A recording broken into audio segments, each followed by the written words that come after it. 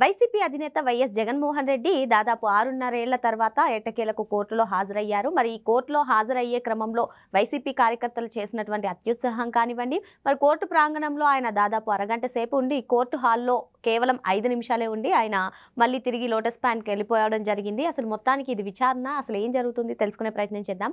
దీన్ని విశ్లేషించడానికి మనతో పాటుగా ఉన్నారు ప్రముఖ ఆర్థిక, రాజకీయ, సామాజిక విశ్లేషకులు అరిసిమెల్లి శ్రీనివాస్ గారు. నమస్తే సార్. నమస్కారం అండి.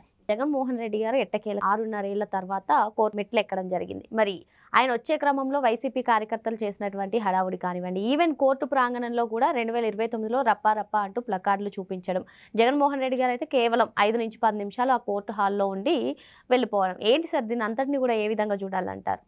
అంతని ఏ రకంగా చూడాలంటే, తన అధికారంలో ఉన్నప్పుడు తన అధికారాంతానికి ఏ రకంగా బాటలు వేసుకున్నాడో తను జైల్లోకి వెళ్ళిపోవడానికి మార్గం సుగమం చేసుకుంటున్నాడని అనిపిస్తుంది నాకు.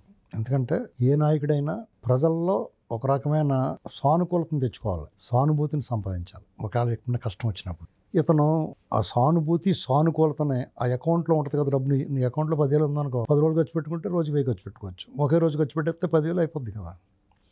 ఇతను అలాగే మొత్తం ఖర్చు పెట్టేసాడు 19 ఎలక్షన్ వరకు. తర్వాత మళ్ళీ ₹1 కూడా ఆ సానుభూతి అకౌంట్లో ₹1 కూడా జమ వేసుకోలేకపోయాడు అతను. సరే, వేసుకోలేదు, జనం ఉన్నారు, జనం వస్తున్నారు అంటే డెఫినెట్గా వస్తారు. కొంతమంది అభిమానంతో వస్తారు, 90% మొబిలైజ్ చేస్తారు. వాళ్ళ నాయకులు ఉంటారు కాబట్టి మొబిలైజ్ చేస్తారు, అది సర్వసాధారణం. ఇతను ఈ కోర్టుకు వచ్చినప్పుడు ఇంత అడావుడి చేయడం అనవసరం అని. మరి ఆయనకి ఏ సలహా ఎవరు ఇచ్చారో తెలియదు. కానీ ఇప్పుడు యాక్చువల్గా ఆయన ఒక మాట చెప్పాడు, నేను న్యాయస్థానాలకు విచారణకు హాజరవుతే ఆయా ప్రభుత్వాలకు ఇబ్బంది, ల్యాండ్ ఆర్డర్ ప్రాబ్లం వస్తుంది, జనాలను కంట్రోల్ చేయడం కష్టం, ఇలాంటి ఏదో చెప్పాడు. దాన్ని నిజం చేయడం కోసం ఈ ఏర్పాట్లు చేశారు వాళ్ళు. సరే, దానికి తగ్గట్టుగానే జనం వచ్చారు. నిజంగానే ఆయనకు అభిమానులు ఉంటారు, కొంతమంది వచ్చారు. ఇప్పుడు ఆయన 5 నిమిషాలే ఉన్నాడని చెప్పేసి కోర్టు హాల్లో, అంతకుముందు ఒక అరగంట కోర్టు బయట వెయిట్ చేశాడు ఆయన. అంటే లెక్క ప్రకారం ఆయన ఏ షెడ్యూల్ విడుదల చేసాడో ఆ షెడ్యూల్ ప్రకారం వెళ్ళినట్టు అనిపిస్తుంది. అది నిజం అంతవరకు అదే అలాగే అనిపిస్తుంది. కాబట్టి పబ్లిక్ డొమైన్లో న్యాయస్థానాలకు హాజరవడానికి నేను ఈ పలానా సమయంలో వస్తానని చెప్పిన దానికి అక్కడ జరిగిన దానికి ఒకలాగే ఉండడం అనేటువంటిది కొంచెం విచారించవలసిన విషయం, ఆలోచించవలసిన విషయం. ఇప్పుడున్న పాలకపక్షాలు కేంద్రంలో కానీ రాష్ట్రాల్లో కానీ, ఏ రాష్ట్రమైనా కానీ ఒకసారి వాళ్ళు చాలా జాగ్రత్తగా ఆలోచించుకోవాలి. ఎందుకంటే ఇటువంటి ఆర్థిక నేరస్తులు ప్రజా సొమ్ము దోపిడీ చేసి వాళ్ళు రేపు రాజకీయాల్లో దాన్ని పెట్టుబడిగా పెట్టి సుస్థిర ప్రభుత్వాలు అస్థిరపరచడానికి ప్రయత్నాలు చేస్తారు. ఇది ప్రమాదకరం, ప్రజాస్వామ్యానికి ప్రమాదకరం, దేశ భవిష్యత్తుకి ప్రమాదకరం. కాబట్టి ఇటువంటి నేరస్తుల్ని బయట ఉండకుండా చూసుకోవాల్సిన బాధ్యత పాలకులదే. అది ఎలాగా అనేటువంటిది ఏంటంటే, అతను ఈ కేసులో బెయిల్ మీద తిరుగుతూ ఉన్నాడు. అతను నియమ నిబంధనలు, బెయిల్ పొందినప్పుడు ఉన్న నియమ నిబంధనలన్నీ ఉల్లంఘించాడు. దాని మీద అన్ని వైపుల నుంచి న్యాయస్థానాలకు మొరబెట్టుకోవాలి. 2, అతను ప్రభుత్వంలో ఉండగా అనేక తప్పులు చేశాడు, నేరాలు చేశాడు. పైగా మద్యం స్కామ్ కానీ, తిరుమల తిరుపతి దేవస్థానం విషయంలో కానీ, ఇసుకలో కానీ, ఇలా అనేక విషయాలు, భూముల విషయంలో కానీ. కాబట్టి ఇప్పుడున్న ప్రభుత్వం పైన కింద కేంద్ర ప్రభుత్వం, ఎన్డీఏ ప్రభుత్వం ఉంది కాబట్టి రాష్ట్రంలోనూ ఇతను ఈ విషయంలో 13 ఏళ్ల నుంచి చేళ్లపాకంలో సాగుతున్న ఈ కేసు విషయంలో వాళ్ళు ఇప్పటికిప్పుడు ఏమి చర్యలు తీసుకోలేకపోయినా, ఎందుకంటే కోర్టు పరిధిలో ఉంది కాబట్టి. ఇప్పుడు వాళ్ళ పరిధిలో ఉన్న దాంట్లో ఈయన్ని కనుక అరెస్ట్ చేసి ఆధారాలతోటి అరెస్ట్ చేయగలిగితే ఆటోమేటిక్గా ఆ కేసులో బెయిల్ రద్దు అవుద్ది. అప్పుడు ఒక ప్రహసనం ముగుస్తుంది. అతను ఎప్పుడైతే జైల్లో ఉన్నాడో విచారణ కూడా త్వరితగతిన ముగుస్తుంది, వాయిదాలు ఎక్కువ పడకుండా తొందరగా చేయడానికి అవకాశం. దాన్ని ఒకవేళ అందులో మిస్ అయినా ఈ కేసులు ఫాస్ట్ ట్రాక్ కోర్టులు పెట్టి అది ప్రభుత్వం చేతిలో ఉంటుంది. త్వరితగతిన విచారణ పూర్తి చేసి ఇతను శ్రీకృష్ణ జన్మస్థానానికి తొందరగా పంపించే అవకాశం ఉంది. అది ప్రజలు కోరుకుంటున్నది కాబట్టి. ఇప్పుడు ప్రభుత్వాలు ఏం చేయాలంటే, ప్రజలు ఏం కోరుకుంటున్నారో చేస్తూ ఉంటారు. ప్రజలు వృద్ధాప్య పింఛన్ కావాలనుకుంటున్నారు, ఇచ్చారు. ఆరోగ్యానికి భరోసా, భద్రత కావాలనుకుంటున్నారు, ఆరోగ్యశ్రీ లాంటిది, లేదంటే రేపు ఇన్సూరెన్స్ కడుతున్నారు. రైతులకి తోడ్పాటు కావాలనుకుంటున్నారు, అన్నదాత సుఖీభావ ఇస్తున్నారు. ఇలాగనమాట ప్రజలు కోరుకున్న సంక్షేమం, ఇది సంక్షేమం లాంటిదే. ఎందుకంటే సంక్షోభం నుంచి బయటపడేయడం అంటే సంక్షేమమే, అది కూడా సంక్షేమమే. అది వెల్ఫేర్ లాంటిదే. వెల్ఫేర్ అన్నీ కలిసి వస్తాయి.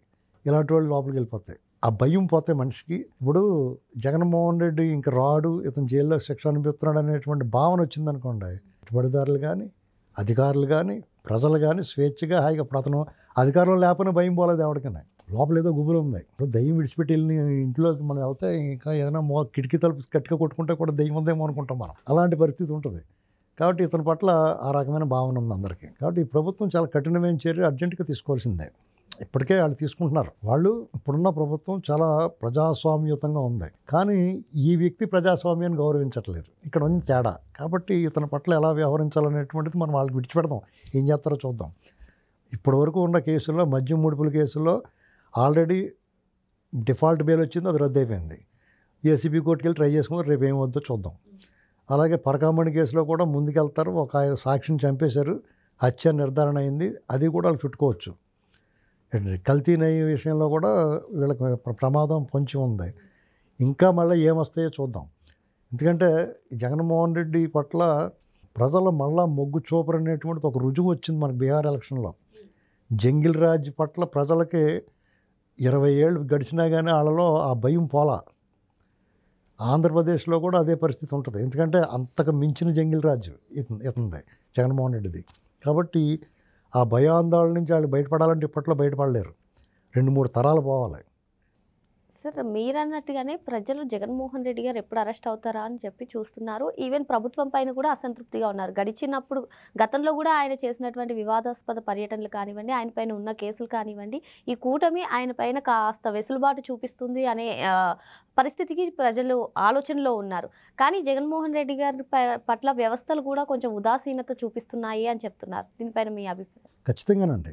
మనకు కనిపిస్తున్నది అలాగే కనిపిస్తుంది. ఎందుకంటే ఎందుకు వాళ్ళందరూ ఇలా ప్రభుత్వాలు కానీ, వ్యవస్థలు కానీ, దర్యాప్తు సంస్థలు కానీ ఎందుకు ఇతని పట్ల ఈ రకమైన ఉదాసీన వైఖరి ఉంది, ఎందుకు ఇతను అలా విడిచిపెడుతున్నారు అనేటువంటి అందరిలో మెదులుతున్న ప్రశ్న ఇది. తొలిచేస్తుంది అందరినీ. అంటే దీనివల్ల ఏమవుద్దంటే విశ్వాసం కోల్పోతారు. ఈ సిస్టమ్ విశ్వాసం కోల్పోతుంది. ఒక నిరాశ నిస్పృహలు లోనవుతారు ప్రజల్లో నిరాశ నిస్పృహలు లోనైతే వాళ్ళలో ఒక ఉత్సాహం కొరబడితే, ప్రభుత్వానికి ప్రజల్లో ఉత్సాహం ఉండాలా, ప్రభుత్వం చేసే కార్యక్రమాలకు ప్రజలు తోడ్పాటు అవసరం అవుద్ది. ప్రజల తోడ్పాటు లేకుండా ఎవరు ఏం చేయలేరండి. ప్రజలు ప్రభుత్వం కలిసి పనిచేస్తే ఏదైనా సరే సక్సెస్ అవుద్ది. సపోజు వాళ్ళు ఒక రాష్ట్ర ముఖ్యమంత్రి పిలిపించాడు అనుకోండి, అందరూ వచ్చి సహకరించండి, రాష్ట్రాన్ని బాగు చేసుకుందాం అన్నప్పుడు వాళ్ళు ఎటువంటి వాళ్ళు తెడ్డమన్నారు అనుకోండి, పని జరగదు. ప్రజలు కూడా అందరూ కలిసి రావాలి. ఉద్యోగస్తులు, ఉపాధ్యాయులు, ఉద్యోగులు, ప్రజలు, కుల సంఘాలు, అన్ని సంఘాలు, కార్మిక సంఘాలు అందరూ కలిసి వస్తేనే రాష్ట్ర అభివృద్ధి చెందుతుంది, భవిష్యత్తులో భరోసా లభిస్తుంది. ఇలా కాకుండా ప్రభుత్వం ఒకలాగా, ప్రజలు ఒకలా ఆలోచించి వాళ్ళు భయాందోళనకు గురైతే ఏ కార్యక్రమం చేయాలన్నా అధికారులైనా ప్రజలైనా ముందుకు రావాలంటే వాళ్ళకి ఒక రకమైన బెరుకు, బెంగ, భయం వెంటాడుతూ ఉంటాయి. దానికి కారణం జగన్మోహన్ రెడ్డి అయితే అది ఇంకా ప్రమాదకరంగా ఉంటుంది. ఎందుకంటే వాళ్ళు బహిరంగంగానే చెప్తున్నారు 2.4 రప చంపేస్తామని. అది మాత్రం వాళ్ళని వెంటాడుతుందా? వాళ్ళ అవివేకం అది. ఎవడైనా మేము వస్తే ఇంకా బాగా చేస్తాం రా బాబు అని చెప్పాలి. మేము వస్తే మళ్ళీ వస్తే మిమ్మల్ని నరికేస్తామని చెప్తున్నారు. కాబట్టి వాళ్ళు ఇంకెప్పటికీ రారు అనేటువంటి దానికి అదే లైసెన్స్. ఇంక రారు వాళ్ళు. ఇప్పటి వరకు ఆ ప్లకార్డులన్నీ కూడా ఆంధ్రప్రదేశ్లోనే చూసాం. మరి పక్క రాష్ట్రంలో విచారణకు హాజరవుతూ ఆ కోర్టు ప్రాంగణంలో ఇప్పుడు వాళ్ళకి ఏమవుద్దంటే, ఒకవేళ ఈ కోర్టు కనుక సీరియస్గా తీసుకుంటుందని అనుకుంటుంది. ఎందుకంటే ఇప్పుడు జరిగిన దాన్ని బట్టి ఒకవేళ కోర్టు ఈ విషయంలో న్యాయస్థానాల్లో లేదా ఎవరన్నా ఒక పిటిషన్ వేసి దీన్ని మధ్యప్రదేశ్కో లేకపోతే ఒరిస్సాకో ట్రాన్స్ఫర్ చేయండి, లేకపోతే వైజాగ్ సిబిఐ కోర్టుకో ట్రాన్స్ఫర్ చేయండి అని అడిగితే కూడా ఆశ్చర్యం ఉండదు. సిబిఐ కోర్టుకి వైజాగ్కి మార్చమన్నారు అనుకోండి, మారుతారు. అప్పుడు తెలంగాణకి ఇబ్బంది ఉంటుంది. ఏదైనా ఉంటే ఆ రాష్ట్రంలోనే అనుభవిస్తారు. అప్పుడు ఆ రాష్ట్ర ప్రభుత్వమే దాన్ని తీసుకుంటుంది. ప్రతిసారి మధ్యప్రదేశ్ వీళ్ళందరినీ తీసుకెళ్ళలేడు కదా, ఏంటండి. అలాంటిది ఏమన్నా మార్చొచ్చు. మహారాష్ట్ర, మధ్యప్రదేశ్, లేకపోతే ఇంకే గొడవ లేకుండా గ్యాంగ్ టక్లో పెట్టారనుకోండి, గొడవ ఉండదు. ఇంకా ఇప్పుడు జగన్మోహన్ రెడ్డి గారు విచారణకు హాజరవుతున్నప్పుడు ఆ కీలక నేతలందరూ కూడా, విడుదల రజనీ కానివ్వండి, పేర్ని నాని కానివ్వండి, తలసిల రఘురాం కానివ్వండి, వీళ్ళందరూ కూడా రావడాన్ని ఏ విధంగా చూడాలి? సహజంగా వస్తారులేండి, ఆయన తోడుగా వస్తారు. సంఘీభావం మన ప్రతిదీ మనం కొడుగుటికి ఇంటికి లెక్కట్టకూడదు. వాళ్ళ నాయకుడు కదా అతను. ఇప్పుడు అతనితో పాటు వాళ్ళందరినీ ముంచాడు కదా, వాళ్ళందరూ ములుగున్నారు. ఇప్పుడు ములుగున్నప్పుడు ఒకళ్ళు చేయట్టుకుని రావాలి బయటికి. కాబట్టి డెఫినెట్గా ఒకళ్ళు తోడుగా ఉంటారు. తోడుగా ఉండొద్దని మనం చెప్పలేము, వాళ్ళు ఉండకుండా ఉండలేరు కూడా. చాలామంది వదిలేసిపోయారు, జగన్మోహన్ రెడ్డి దూరంగా పోయారు. ఎందుకంటే ఇప్పటికే మునిగిపోయి ఇంకా పాతాడానికి పోతాం రా బాబు అని. వాళ్ళు తెలివైన వాళ్ళు. ఎందుకంటే ఏమాత్రం ఆశ ఉన్నా, ఏ కోసానన్నా మళ్ళా వస్తామని ఆశ ఉంటే డెఫినెట్గా ఆయన కూడా ఉంటారు. వీళ్ళే 2 పుంజీల మంది ఉన్నారు.